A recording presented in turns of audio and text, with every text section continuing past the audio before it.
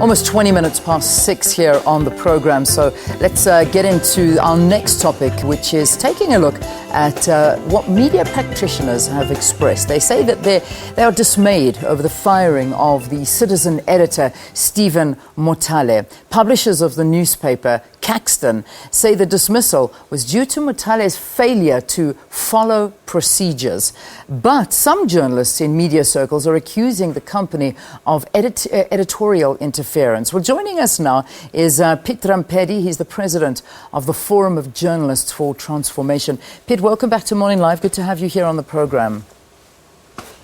Thanks very much, and good morning to you, and good morning to the viewers of Morning Live. So, Piet, when we last had you here in studio, I mean, that was, you know, he was at that time, the editor, Steven Motale, had been suspended from the newspaper. Now he has been fired, dismissed. Did you see this one coming?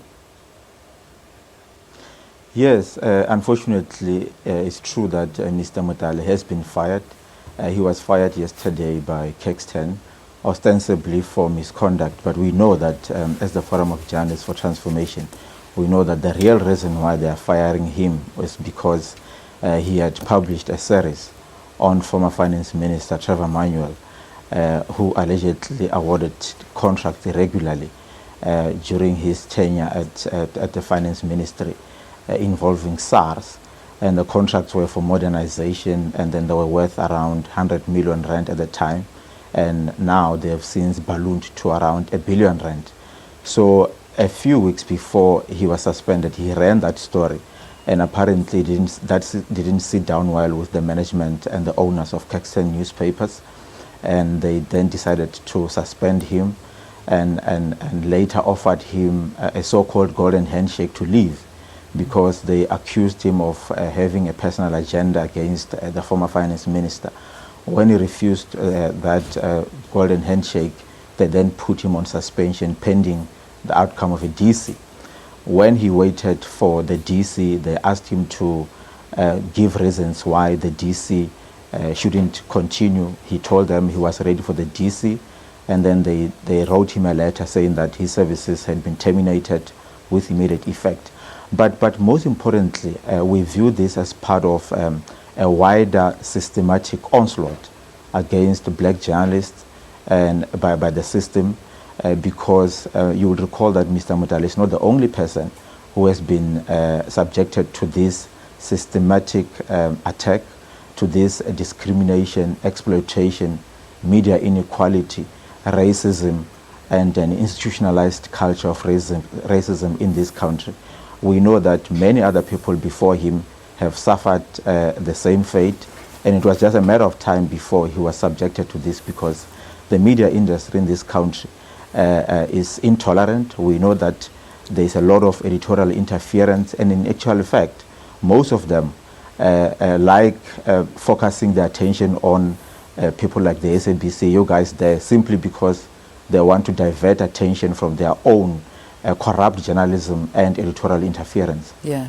Let's look at the statement that was released yesterday by the publisher, and this is publisher Eureka Zunberg saying to staff that, I'm just reading it here, saying the Citizen concurs with the finding against Motale that his ongoing employment at the Citizen has become untenable as a result of the trust breakdown, which was solely due to Motale's actions and failure to follow procedures. This matter was not about the stories that were published in The Citizen. On the contrary, The Citizen upholds the highest standards of editorial freedom and fully endorses the editorial prerogative to determine what is and what is not published.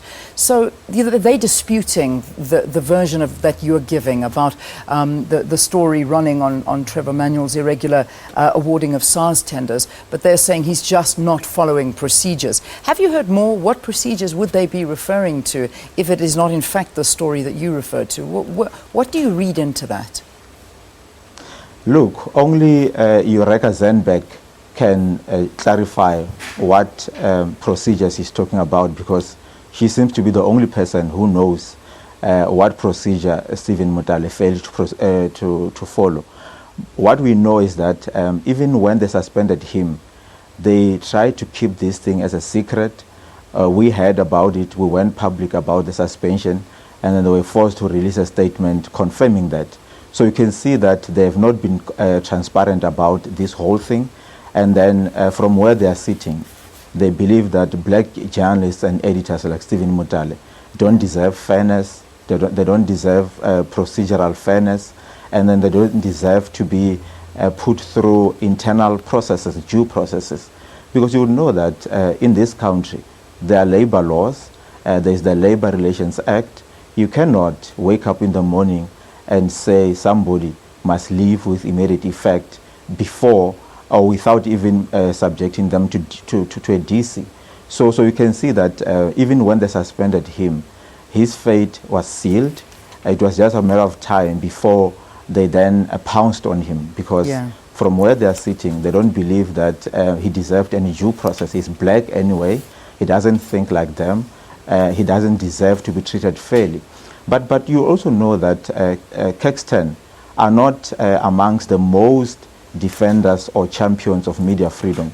If you look at how Caxton has treated black journalists throughout the years, you go to Citizen today, Steven Motale was was the only black editor amongst a team of about 13 people.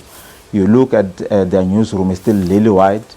We know that black journalists there are earning at least 3 times less than their white counterparts. So Terry Mollman and Eureka Zandberg are not committed to fairness when coming to black journalists. And then they actually believe that black journalists are their disposable nappies. They don't deserve to be treated fairly. So this is part of a systematic attack. But you must also understand that what's happening at Caxton is not unique. The same situation is happening at Times Media Group, at Prime Media, and at Media 24. You speak to black journalists there, they will tell you that they're suffocating. The system is very much hostile to them.